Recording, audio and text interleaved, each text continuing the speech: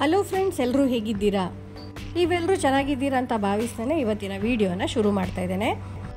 ಬೆಳಿಗ್ಗೆ ನೋಡಿ ನನ್ನ ಮನೆಯ ಕಂಡೀಷನ್ ಹೇಗಾಗಿದೆ ಅಂತ. ಮಕ್ಕಳನ್ನೆಲ್ಲ ಬೆಳಗ್ಗೆ ಗಡಿಬಿಡಿಯಲ್ಲಿ ಸ್ಕೂಲಿಗೆ ಬಿಟ್ಬಿಟ್ಟು ಬಂದು ನಾನು ಇವಾಗ ಕ್ಲೀನಿಂಗನ್ನು ಸ್ಟಾರ್ಟ್ ಮಾಡಬೇಕಷ್ಟೇ. ಕಿಚನ್ನ ಅವಸ್ಥೆ ಕೂಡ ಹಾಗೆ ಇದೆ. ಅದು ಅಲ್ಲದೆ ತಂದಿರೋಂಥ ಗ್ರಾಸರಿ ಕೂಡ ತೆಗೆದಿಟ್ಟಿರಲಿಲ್ಲ, ಅದನ್ನು ತೆಗೆದಿಡಬೇಕು. ಚಾನಲಿಗೆ ಎಲ್ಲರನ್ನ ವೆಲ್ಕಮ್ ಮಾಡ್ತಾ ಇವತ್ತಿನ ಈ ಕ್ಲೀನಿಂಗ್ ಪ್ರೋಸೆಸ್ಸನ್ನು ಶೇರ್ ಮಾಡ್ತಾ ಇದ್ದೇನೆ. ಎಲ್ಲಕ್ಕಿಂತ ಮುಂಚೆ ನಾನು ಫಸ್ಟ್ ಈ ಬೆಡ್ಡನ್ನು ಕ್ಲೀನ್ ಮಾಡ್ಕೊಳ್ತೇನೆ. ಮೊದಲಿಗೆ ಬೆಡ್ಡನ್ನು ಒತ್ತರೆ ಮಾಡಿ ಇಟ್ಬಿಟ್ರೆ ಒಂದು ಕೆಲಸ ಮುಗ್ದ ಹಾಗೆ. ಇನ್ನು ಇಲ್ಲಿ ನೋಡಿ, ನಾನು ಈ ಸಣ್ಣ ಬೆಡ್ಶೀಟ್ಸ್ ನಾವೇನು ಯೂಸ್ ಮಾಡ್ತೇವೆ ಇದನ್ನು ನಾನು ಪಿಲ್ಲೋನ ಹಿಂದ್ಗಡೆನೇ ಇಟ್ಬಿಡ್ತೇನೆ. ಹಾಗಾಗಿ ಅದು ಎದುರುಗಡೆ ಏನೂ ಕಾಣೋದಿಲ್ಲ. ಇನ್ನು ನಮಗೆ ಬೇಕಾದಾಗ ಅದನ್ನು ತೆಗೆದುಬಿಟ್ಟು ನಾನು ಅದನ್ನು ಯೂಸ್ ಮಾಡ್ಕೊಳ್ಬೋದು. ಬಟ್ ವರ್ಕಿಂಗ್ ಡೇಸಲ್ಲಿ ನಾನು ಹೇಳುವಾಗಲೇ ಇದನ್ನೆಲ್ಲ ಫೋಲ್ಡ್ ಮಾಡಿಬಿಟ್ಟು ಅರೇಂಜ್ ಮಾಡಿ ಇಟ್ಕೊಳ್ತೇನೆ. ಇನ್ನು ಎಕ್ಸ್ಟ್ರಾ ಪಿಲ್ಲೋಸ್ ಎಲ್ಲ ಏನಿದೆ ಅದನ್ನೆಲ್ಲ ನಾನು ಸೈಡಿಗೆ ಇಟ್ಕೊಳ್ತೇನೆ. ಫೈನಲಿ ನಮ್ಮ ಬೆಡ್ ಮೇಕಿಂಗ್ ಅಂತೂ ಆಯಿತು. ಇನ್ನು ಈ ವಿಂಡೋದಿಂದ ಬಿಸಿಲು ಒಳಗೆ ಬರ್ತದೆ, ಹಾಗಾಗಿ ನಾನು ಯಾವತ್ತೂ ಈ ಕರ್ಟನನ್ನು ಸ್ವಲ್ಪ ಕ್ಲೋಸ್ ಮಾಡಿ ಇಟ್ಕೊಳ್ತೇನೆ. ಬೆಡ್ರೂಮನ್ನು ಕ್ಲೀನ್ ಮಾಡಿ ಲಿವಿಂಗ್ ಏರಿಯಾ ಕಡೆ ಬಂದರೆ ಇಲ್ಲಿ ನೋಡಿ, ಸೋಫಾದ ಮೇಲೆ ನನ್ನ ಮಗನ ಆಟ ಸಾಮಾನೆಲ್ಲ ಬಿಕ್ರಿಯಾಗಿ ಬಿದ್ದಿದೆ. ಹಾಗೆ ಅವನ ಟಾಯ್ಸನ್ನೆಲ್ಲ ಒಂದೇ ಆರ್ಗನೈಸರಲ್ಲಿ ಹಾಕಿ ಇಡ್ತಾ ಇದ್ದೇನೆ. ಎಲ್ಲರ ಮನೆಯಲ್ಲೂ ಹೀಗೆ ಮಕ್ಕಳಿದ್ರೆ ಅಂತೂ ಎಲ್ಲ ಆಟ ಸಾಮಾನು ಅಲ್ಲಿ ಇಲ್ಲಿ ಬಿಕ್ರಿಯಾಗಿ ಇದ್ದೇ ಇರುತ್ತೆ. ಅದನ್ನು ಆರ್ಗನೈಸ್ ಮಾಡಿ ಇಡೋದೇ ನಮ್ಮ ಅಮ್ಮಂದರಿಗೆ ಒಂದು ಕೆಲಸ. ಹಾಗೆ ಇಲ್ಲಿ ನೋಡಿ, ನಾನು ಸೋಫಾದ ಮೇಲೆ ಒಂದು ಕವರನ್ನು ಹಾಕಿದ್ದೇನೆ. ಆ್ಯಕ್ಚುಲಿ ನನ್ನ ಹತ್ರ ಸೋಫಾ ಥ್ರೋ ಅಂತ ಹೇಳಿ ಬೇರೆ ಏನಿಲ್ಲ. ಇದು ನನ್ನಲ್ಲಿ ಇದ್ದಂಥ ಒಂದು ಸಿಂಗಲ್ ಬೆಡ್ಶೀಟ್ ಇದೆಯಲ್ಲ, ಅದನ್ನು ನಾನು ಈ ಥರ ಕವರ್ ಮಾಡಿ ಸೋಫಾ ಥ್ರೋ ಥರ ಯೂಸ್ ಮಾಡ್ತಾ ಇದ್ದೇನೆ. ಇದರಿಂದ ನಿಮ್ಮ ಸೋಫಾ ಕೂಡ ಕ್ಲೀನ್ ಆಗಿರುತ್ತೆ, ಅದು ಅಲ್ಲದೆ ಸೋಫಾದ ಒಂದು ಲುಕ್ ಕೂಡ ಚೇಂಜ್ ಆಗುತ್ತೆ. ಅದೇ ರೀತಿ ಈ ಸೆಂಟರ್ ಟೇಬಲನ್ನು ಕೂಡ ನಾನು ಕ್ಲೀನ್ ಮಾಡ್ಕೊಳ್ತೇನೆ. ಒಂದು ಕೆಲಸ ಮುಗಿದ ಕೂಡಲೇ ಇನ್ನೊಂದು ಕೆಲಸ ಅಲ್ಲಿ ರೆಡಿಯಾಗಿ ನಮ್ಮ ಕಣ್ಣೆದುರಿಗೆ ಕಾಣಿಸ್ತಾ ಇರುತ್ತೆ. ಹಾಗಾಗಿ ಹೇಗೂ ಸೋಫಾನು ಕ್ಲೀನ್ ಮಾಡಿದ್ದೇನೆ, ಅದರ ಜೊತೆ ಸೆಂಟರ್ ಟೇಬಲ್ ಕೂಡ ನಾನು ವೈಪ್ ಮಾಡಿ ಕ್ಲೀನ್ ಮಾಡ್ಕೊಳ್ತೇನೆ. ಇನ್ನು ನಾನಿರುವಂಥ ಪ್ಲೇಸಲ್ಲಿ ಸೆಕೆ ಕೂಡ ತುಂಬಾ ಜಾಸ್ತಿ ಆಗ್ತಾ ಇದೆ. ಹಾಗಾಗಿ ನಮ್ಮನ್ನು ನಾವು ಹೈಡ್ರೇಟ್ ಮಾಡಿ ಇಟ್ಕೊಳ್ಳಿಕ್ಕೆ ನೀರಂತೂ ಚೆನ್ನಾಗಿ ಕುಡಿಲೇಬೇಕು. ಅದು ಅಲ್ಲದೆ ಬೇಸಿಗೆ ಟೈಮಲ್ಲಂತೂ ನಾವು ವಾಟರ್ ಇಂಟೇಕನ್ನು ಸ್ವಲ್ಪ ಜಾಸ್ತಿನೇ ಇಟ್ಕೊಳ್ಬೇಕು. ಹಾಗಾಗಿ ಡಿಹೈಡ್ರೇಷನ್ ಕೂಡ ಏನೂ ಆಗಲ್ಲ, ಬೇಗ ಸುಸ್ತು ಕೂಡ ಆಗೋದಿಲ್ಲ. ಅದು ಅಲ್ಲದೆ ನಿಮಗೆ ಕ್ರ್ಯಾಂಪ್ಸ್ ಕೂಡ ಬರೋದನ್ನು ತಪ್ಪಿಸಬಹುದು. ಸರಿ, ಈಗ ನೋಡಿ, ನಾನು ಡೈನಿಂಗ್ ಟೇಬಲನ್ನು ಕ್ಲೀನ್ ಮಾಡ್ಕೊಳ್ತಾ ಇದ್ದೇನೆ. ಇದರ ಮೇಲೆ ಮಿಲ್ಕ್ ಮಗ್, ಕ್ಯಾಸರೋಲ್ ಎಲ್ಲ ಕೂಡ ಇತ್ತು, ಅದನ್ನೆಲ್ಲ ತೆಗೆದಿಡ್ತಾ ಇದ್ದೇನೆ. ಇದು ಅಲ್ಲದೆ ನನ್ನ ಹಸ್ಬೆಂಡ್ನ ಬುಕ್ಸ್ ಕೂಡ ಇದರ ಮೇಲೆ ಇರುತ್ತೆ, ಹಾಗಾಗಿ ಅದನ್ನೆಲ್ಲ ನಾನು ಅರೇಂಜ್ ಮಾಡಿ ಇಟ್ಕೊಳ್ತೇನೆ. ಇನ್ನು ಈ ಗ್ಲಾಸ್ ಟಾಪನ್ನು ಕೂಡ ನಾನು ವೈಪ್ ಮಾಡಿ ಕ್ಲೀನ್ ಮಾಡ್ಕೊಳ್ತೇನೆ. ಇನ್ನು ಇದರ ಜೊತೆಗೆ ನೀರಿನ ಕಂಟೈನರ್ಸ್ ಎಲ್ಲ ಏನಿದೆ ಅದರಲ್ಲಿ ಕೂಡ ನಾನು ನೀರು ಫಿಲ್ ಮಾಡ್ಕೊಳ್ತೇನೆ. ಒಂದ್ಸಲ ಇಲ್ಲಿ ಎಲ್ಲ ಕ್ಲೀನ್ ಆದಮೇಲೆ ನಾನು ಇವಾಗ ದಿವಾನ್ ಸೋಫಾ ಕಡೆ ಹೋಗ್ತಾ ಇದ್ದೇನೆ. ನಿನ್ನೆ ತಾನೇ ನನ್ನ ಮಗಳಿಗೆ ತಂದಿರುವಂಥ ಹೊಸ ಬಟ್ಟೆ ಕೂಡ ಇದರ ಮೇಲೆ ಇದೆ. ಅದು ಅಲ್ಲದೆ ನಾನು ವಾಶ್ ಮಾಡಿ ಇಟ್ಟಿರುವಂಥ ಕರ್ಟನ್ ಹಾಗೂ ಬೆಡ್ಶೀಟ್ ಕೂಡ ಇದರ ಮೇಲೆ ಇಟ್ಬಿಟ್ಟಿದ್ದೆ. ಇನ್ನು ಅದನ್ನೆಲ್ಲ ತೆಗೆದು ನಾನು ಸರಿಯಾಗಿ ಆರ್ಗನೈಸ್ ಮಾಡಿ ಅದರ ಜಾಗದಲ್ಲಿ ಇಟ್ಕೊಳ್ತೇನೆ. ಆ್ಯಕ್ಚುಲಿ ನನ್ನ ಈ ದಿವಾನ್ ಸೋಫಾದ ಕೆಳಗಡೆ ಒಂದು ಸ್ಟೋರೇಜ್ ಇದೆ, ಹಾಗಾಗಿ ನಾನು ಎಲ್ಲ ಬೆಡ್ಶೀಟ್ ಆಗಲಿ, ನನ್ನ ಪಿಲ್ಲೋ ಕವರ್ಸ್ ಆಗಲಿ, ಕುಷನ್ ಕವರ್ಸನ್ನೆಲ್ಲ ಇದರ ಒಳಗೆ ಇಟ್ಕೊಳ್ತೇನೆ. ಇನ್ನು ನನ್ನಲ್ಲಿ ಕೆಲವೊಂದು ಹಳೆ ಬೆಡ್ಶೀಟ್ಗಳು ಎಲ್ಲ ಕಲೆಕ್ಟಾಗಿ ಉಳ್ಕೊಂಡಿದೆ. ಅದನ್ನು ನಾನು ಯಾರಿಗೆ ಅಗತ್ಯ ಇದೆಯೋ ಅವರಿಗೆ ಕೊಟ್ಬಿಡ್ತಾ ಇದ್ದೇನೆ.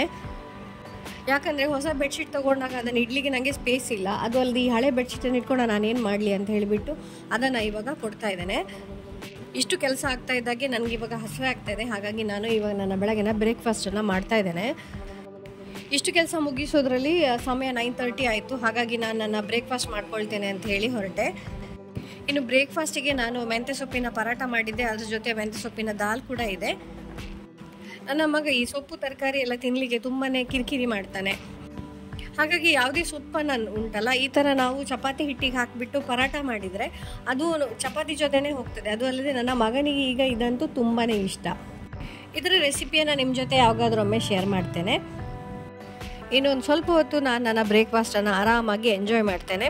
ಅದರ ನಂತರ ಮತ್ತೆ ನಮ್ಮ ಕ್ಲೀನಿಂಗ್ ಕಾರ್ಯಕ್ರಮ ಸ್ಟಾರ್ಟ್ ಆಗುತ್ತೆ. ಇನ್ನು ತಿಂಡಿ ಆಗ್ತಾ ಇದ್ದ ಹಾಗೆ ನಾನು ವಾಷಿಂಗ್ ಮಿಷಿನಲ್ಲಿ ಬಟ್ಟೆಯನ್ನು ಹಾಕಿದ್ದೆ, ಹಾಗಾಗಿ ಅದು ವಾಶ್ ಕೂಡ ಆಗ್ತಾ ಇದೆ.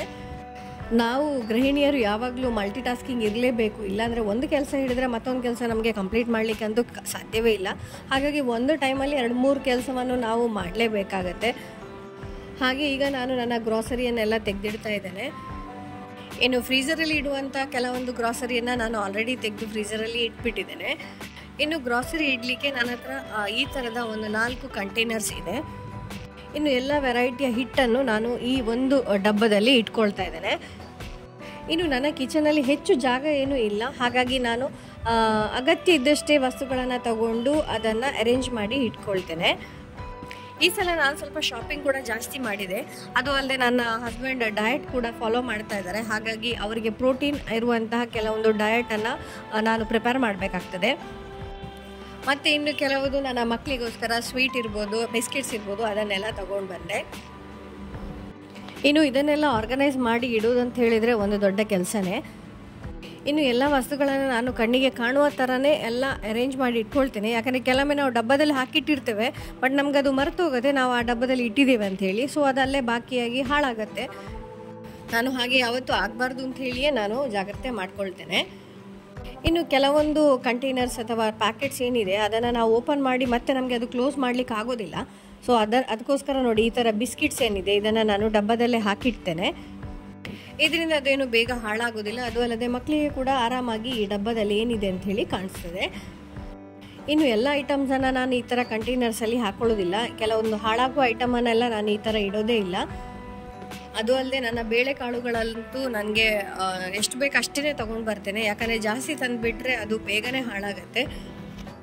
ಎಲ್ಲ ಗ್ರಾಸರಿಯನ್ನು ತೆಗೆದಿಟ್ಟ ಮೇಲೆ ಈ ತಂದಿರುವ ನಮ್ಮ ಗ್ರಾಸರಿ ಬ್ಯಾಗ್ ಏನಿದೆ ಅದನ್ನು ಕೂಡ ನಾವು ನೀಟಾಗಿ ಅರೇಂಜ್ ಮಾಡಿ ಇಟ್ಕೊಳ್ಬೇಕು.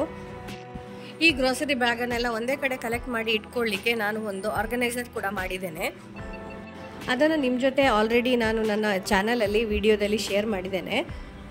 ಇನ್ನು ಗ್ರಾಸರಿ ಬ್ಯಾಗ್ ಕೂಡ ನೋಡಿ ನಾನು ಈ ಥರ ಫೋಲ್ಡ್ ಮಾಡ್ಕೊಳ್ತಾ ಇದ್ದೇನೆ. ಸೊ ಇದರಿಂದ ನಿಮಗೆ ಕಮ್ಮಿ ಸ್ಪೇಸಲ್ಲಿ ಎಷ್ಟೇ ಬ್ಯಾಗ್ಸನ್ನು ಕೂಡ ಅರೇಂಜ್ ಮಾಡಿ ಇಟ್ಕೊಳ್ಬೋದು. ನೋಡಿ, ಇದು ಕಾರ್ಡ್ಬೋರ್ಡ್ ಬಾಕ್ಸ್ ಇದೆಯಲ್ಲ ಅಂತ ಹೇಳಿದರೆ ಶೂತ್ ಎಲ್ಲ ತೊಗೊಳ್ತೇವೆ, ಆವಾಗ ಬಾಕ್ಸ್ಗಳು ಬರ್ತದಲ್ಲ, ಅದನ್ನು ಯೂಸ್ ಮಾಡಿ ನಾನು ಈ ಥರ ಆರ್ಗನೈಸರನ್ನು ಮಾಡ್ಕೊಂಡಿರೋದು. ಇದರಲ್ಲಿ ನಾನು ನನ್ನ ಎಲ್ಲ ಬ್ಯಾಗ್ಸ್ಗಳನ್ನು ಆರ್ಗನೈಸ್ ಮಾಡಿ ಇಟ್ಕೊಳ್ತೇನೆ. ಇಷ್ಟೆಲ್ಲ ಕೆಲಸ ಆಗ್ತಾ ನನಗೆ ನೆನಪಾಯಿತು, ನಾನು ಬೆಳಗ್ಗೆ ಬರ್ತಾ ಸ್ವಲ್ಪ ತರಕಾರಿಗಳನ್ನು ತಗೊಂಡು ಬಂದಿದ್ದೆ. ಅದನ್ನು ಕೂಡ ನಾನು ಅದರ ಜಾಗದಲ್ಲಿ ಇಟ್ಬಿಡ್ತೇನೆ. ಇನ್ನು ಬಟಾಟೆ ಹಾಗೂ ಆನಿಯನ್ಸ್ ಇದೆಯಲ್ಲ ಇದನ್ನು ಈ ಥರ ಕಂಟೈನರಲ್ಲಿ ನಾನು ಹಾಕಿಡ್ತೇನೆ. ಇನ್ನು ಈ ಕಂಟೈನರ್ನ ಕೆಳಗಡೆ ಹೋಲ್ಸ್ ಇರೋದ್ರಿಂದ ಇದರಲ್ಲಿ ಇಟ್ಟ ವಸ್ತುಗಳೇನಿದೆ ಅದು ಹಾಳಾಗೋದಿಲ್ಲ. ಕೊತ್ತಂಬರಿ ಸೊಪ್ಪನ್ನು ಬಾಕ್ಸಲ್ಲಿ ಹಾಕಿ ಮೇಲ್ಗಡೆಯಿಂದ ಟಿಶ್ಯೂ ಪೇಪರ್ ಇಡ್ತಾ ಇದ್ದೇನೆ. ಇದರಿಂದ ಮಾಯ್ಶ್ಚರ್ ಕೂಡ ಆಗೋದಿಲ್ಲ ಹಾಗೂ ಕೊತ್ತಂಬರಿ ಸೊಪ್ಪು ಸ್ವಲ್ಪ ದಿನ ಬಾಳಿಕೆ ಬರುತ್ತೆ. ಇನ್ನು ಯುಟೆನ್ಸಿಲ್ ಡ್ರೈಯಿಂಗ್ ಮ್ಯಾಟ್ ಏನಿದೆ ಇದರ ಮೇಲೆ ನಾನೆಲ್ಲ ತರಕಾರಿಗಳನ್ನು ತೊಳೆದುಬಿಟ್ಟು ಡ್ರೈ ಆಗಲಿಕ್ಕೆ ಇಡ್ತಾ ಇದ್ದೇನೆ. ಎಲ್ಲ ಕೆಲಸ ಆದಮೇಲೆ ನಾನು ನಿಮ್ಮ ಜೊತೆ ಇವಾಗ ಒಂದು ರೆಸಿಪಿಯನ್ನು ಶೇರ್ ಮಾಡ್ತಾ ಇದ್ದೇನೆ. ಆ್ಯಕ್ಚುಲಿ ಮಕ್ಕಳಿಗೆ ಬಿಸ್ಕಿಟ್ ಮಾಡಬೇಕು ಅಂತೇಳಿ ತುಂಬ ದಿನದಿಂದ ಹೇಳ್ತಾ ಇದ್ರು. ಹಾಗಾಗಿ ಮೊದಲಿಗೆ ನಾನು 1 ಕಪ್ಪಷ್ಟು ಸಕ್ಕರೆ ಹಾಗೂ 2 ಲವಂಗವನ್ನು ಹಾಕಿ ಪೌಡರ್ ಮಾಡಿ ಇಟ್ಕೊಂಡಿದ್ದೇನೆ. ಇನ್ನು ಒಂದು ಬೌಲಿಗೆ ಅರ್ಧ ಕಪ್ಪಷ್ಟು ಬೆಣ್ಣೆ ತಗೊಳ್ತಾ ಇದ್ದೇನೆ. ಇದು ಸಾಲ್ಟೆಡ್ ಬೆಣ್ಣೆ ಅಲ್ಲ, ನಾನೇ ಮನೇಲಿ ಮಾಡಿರುವಂಥ ಬೆಣ್ಣೆ. ಇದಕ್ಕೆ ನಾನು ಪೌಡರ್ ಮಾಡಿಟ್ಟಿರುವಂಥ ಶುಗರನ್ನು ಹಾಕಿ ಕರೆಕ್ಟಾಗಿ ಮಿಕ್ಸ್ ಮಾಡ್ಕೊಳ್ತಾ ಇದ್ದೇನೆ. ಶುಗರ್ ಹಾಗೂ ಬಟರ್ ಎರಡು ಚೆನ್ನಾಗಿ ಮಿಕ್ಸ್ ಆಗಿದೆ. ಇನ್ನು ಒಂದು ಸೀವರನ್ನು ಇಟ್ಬಿಟ್ಟು ಇದರಲ್ಲಿ ನಾನು ಹಿಟ್ಟನ್ನು ಒಂದು ಅರೌಂಡ್ 1.5 ಕಪ್ಪಷ್ಟು ಹಿಟ್ಟನ್ನು ನಾನು ಇಲ್ಲಿ ಯೂಸ್ ಮಾಡ್ತಾ ಇದ್ದೇನೆ. ಇದಕ್ಕೆ ಹಾಕ್ತಾ ಇದ್ದೇನೆ. ಇದರಲ್ಲಿ ನಾನು ಅರ್ಧ ಕಪ್ಪಷ್ಟು ಮೈದಾ ಹಾಗೂ 1 ಕಪ್ಪಷ್ಟು ಗೋಧಿ ಹಿಟ್ಟನ್ನು ಯೂಸ್ ಮಾಡಿದ್ದೇನೆ. ಇನ್ನು 1 ಟೀ ಸ್ಪೂನಷ್ಟು ಬೇಕಿಂಗ್ ಪೌಡರನ್ನು ಆ್ಯಡ್ ಮಾಡಿ ಇದನ್ನು ನಾನೀಗ ಸೀವ್ ಮಾಡ್ಕೊಳ್ತೇನೆ. ಇದರಿಂದ ಹಿಟ್ಟಲ್ಲಿ ಯಾವುದೇ ಲಂಪ್ಸ್ ಎಲ್ಲ ಇದ್ದರೆ ಅದು ನಮ್ಮ ಬಿಸ್ಕೆಟ್ನ ಈ ಬ್ಯಾಟರಿಗೆ ಏನು ಬೀಳೋದಿಲ್ಲ. ಅದು ಅಲ್ಲದೆ ಚೆನ್ನಾಗಿ ಅದು ಮಿಕ್ಸ್ ಆಗ್ತದೆ. ಇನ್ನು ಎಲ್ಲವನ್ನು ನಾನು ನಿಧಾನಕ್ಕೆ ಚೆನ್ನಾಗಿ ಕಲಿಸ್ಕೊಳ್ತೇನೆ. ಇನ್ ಕೇಸ್ ಈ ಹಿಟ್ಟು ಸ್ವಲ್ಪ ಉದುರಾಗೆ ಇತ್ತು ಅಂತ ಹೇಳಿದರೆ ಸ್ವಲ್ಪ ಬೆಣ್ಣೆ ಕೂಡ ಆ್ಯಡ್ ಮಾಡ್ಬೋದು, ಇಲ್ಲ ತುಪ್ಪ ಕೂಡ ಆ್ಯಡ್ ಮಾಡ್ಬೋದು. ಇಲ್ಲಾಂದರೆ ಸ್ವಲ್ಪ ಮಿಲ್ಕನ್ನು ಸೇರಿಸ್ಬಿಟ್ಟು ಇದನ್ನು ಒಂದು ಈ ಹಿಟ್ಟಿನ ಹದಕ್ಕೆ ಈ ಥರ ನೋಡಿ, ಈ ಥರ ಹದಕ್ಕೆ ನಾವು ಕಲಿಸ್ಕೊಳ್ಬೇಕು. ಸೊ ನಮ್ಮ ಹಿಟ್ಟೇನಿದೆ ಅದು ಇವಾಗ ರೆಡಿಯಾಗಿದೆ. ಅಷ್ಟರಲ್ಲಿ ನಾನು ನನ್ನ ಓವನನ್ನು ಪ್ರೀಹೀಟ್ ಮಾಡ್ಕೊಳ್ತೇನೆ. ಇದನ್ನು ನಾನು ಅರೌಂಡ್ 180 ಡಿಗ್ರಿಯಲ್ಲಿ ಇವಾಗ ಪ್ರೀಹೀಟ್ ಮಾಡ್ಕೊಳ್ತೇನೆ. ಇನ್ನು ನಾವು ಮಾಡಿರುವಂಥ ಹಿಟ್ಟಿನಿಂದ ಸಣ್ಣ ಸಣ್ಣ ಉಂಡೆಗಳನ್ನು ಮಾಡಿ ಸ್ವಲ್ಪ ಪ್ರೆಸ್ ಮಾಡಿ ಈ ಥರ ಫ್ಲ್ಯಾಟನ್ ಮಾಡಿ ಈ ಥರ ಟ್ರೇಯಲ್ಲಿ ಇಟ್ಕೊಳ್ತಾ ಇದ್ದೇನೆ. ಆ್ಯಕ್ಚುಲಿ ಈ ರೆಸಿಪಿ ನನ್ನ ತಂಗಿ ಮಾಡಿದ್ಲು. ಅವಳು ಮಾಡಿದಾಳು ಅಂತ ಹೇಳಿಬಿಟ್ಟು ನನ್ನ ಮಗನಿಗೆ ಯಾವತ್ತೂ ನೀನು ಅಮ್ಮ ಬಿಸ್ಕಿಟ್ ಮಾಡಿಲ್ಲ ಅಂತ ಹೇಳ್ತಾ ಇದ್ದ. ಹಾಗಾಗಿ ನಾನು ಈ ಬಿಸ್ಕಿಟನ್ನು ಇವಾಗ ಟ್ರೈ ಮಾಡ್ತಾ ಇದ್ದೇನೆ. ನಮ್ಮ ಬಿಸ್ಕಿಟ್ಸ್ ಬೇಕಿಂಗಿಗೆ ರೆಡಿಯಾಗಿದೆ. ಈಗ ಎಲ್ಲ ಬಿಸ್ಕಿಟ್ಸ್ನ ಮೇಲೆ ಒಂದು ಸಣ್ಣ ಡ್ರೈ ಫ್ರೂಟನ್ನು ನಾನು ಇಲ್ಲಿ ಪ್ಲೇಸ್ ಮಾಡ್ತಾ ಇದ್ದೇನೆ. ಇನ್ನು ಇದನ್ನು ಅರೌಂಡ್ ನಾವು 12 ಮಿನಿಟ್ಸ್ ಬೇಕಾಗ್ತದೆ ಇದು ಬೇಕಾಗಲಿಕ್ಕೆ. ಬಟ್ ನಾನು ನನ್ನ ಏರ್ ಫ್ರೈಯರಲ್ಲಿ 180 ಡಿಗ್ರಿಯನ್ನು ಸೆಟ್ ಮಾಡಿ ಇಟ್ಕೊಂಡ ಕಾರಣ ನನಗೆ ಖಾಲಿ 8 ಮಿನಿಟ್ಸ್ ಸಿಕ್ತು. ಹಾಗಾಗಿ ನಾನು ಈ ಟೈಮರನ್ನು ಮತ್ತೆ ಪುನಃ ಇನ್ಕ್ರೀಸ್ ಮಾಡಿಕೊಂಡೆ. ಇನ್ನು 2 ಟ್ರೇಯನ್ನು ನಾನು ಏರ್ ಫ್ರೈಯಲ್ಲಿ ಇಟ್ಕೊಳ್ತಾ ಇದ್ದೇನೆ. ಇದು ಇನ್ನೂ ಆರಾಮಾಗಿ ಬೇಕಾದ ಮೇಲೆ ಹೇಗೆ ಕಾಣಿಸ್ತದೆ ನೋಡೋಣ.